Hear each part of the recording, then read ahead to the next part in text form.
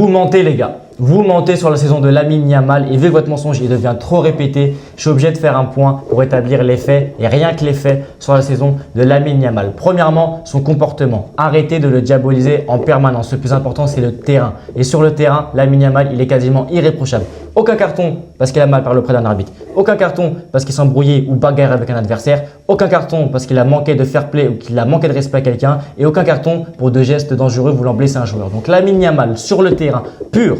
Son comportement, il est quasiment irréprochable. C'est pas parce qu'il fait des stories Instagram ou qu'il a fêté ses 18 ans qu'il en devient un détestable ou un arrogant. Le second point qu'on entend beaucoup et sur lequel je vais revenir, c'est que Yamal ne doit pas être top 5 ballon d'or et qu'on parle de lui uniquement à cause de son âge. Ça, c'est faux les gars, son âge, on s'en fout. 15, 18 ou 25 ans, c'est la même histoire, c'est les performances et le terrain qui compte. Donc son âge ne lui fait gagner 0 points pour le ballon d'or. Deuxièmement, oui les gars, bien sûr que Yamal doit être top 5 ballon d'or. Pourquoi? Parce que je vais vous dire un avis qui selon moi devrait être un fait.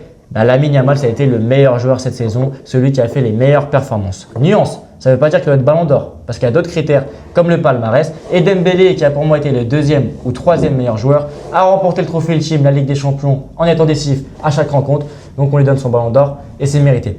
Mais sur un terrain, les gars, sur un terrain le plus fort, le football, le vrai, ça a été Lamine Yamal dans la production des matchs, dans le contenu des matchs. Ça a été le joueur qui a fait le plus de différence. Ça a été le joueur, tu lui donnes la balle à n'importe quel endroit du terrain, il est capable de t'inventer quelque chose. Et il l'a prouvé en étant régulier de la première à la dernière journée, en étant le numéro 1 dans les gros matchs. Le problème, c'est que la saison est terminée. Et qu'est-ce qu'on regarde? On regarde les buts et les assists. Mais les gars, regardez pas que ça, s'il vous plaît. Regardez les autres statistiques. Regardez le nombre d'avant-dernières passes de Lamine Yamal. Regardez le nombre de dribbles réussis. Et regardez les occasions créées. Et qui apparaît en tête de liste à chaque fois? Je vous le dis, les gars, c'est Lamine Yamal. Donc pour tout ça les gars, Lamine Yamal, bien sûr qu'il mérite le top 5 ballon d'or. Voilà les gars, c'était mon avis. J'ai débité, mais j'ai donné mon ressenti parce qu'il y avait trop de trucs qui m'énervaient les frères. Mais le football, c'est du plaisir avant tout. C'est juste la vérité sur Lamine Yamal que je voulais partager. Et on s'attrape pour de prochaines aventures.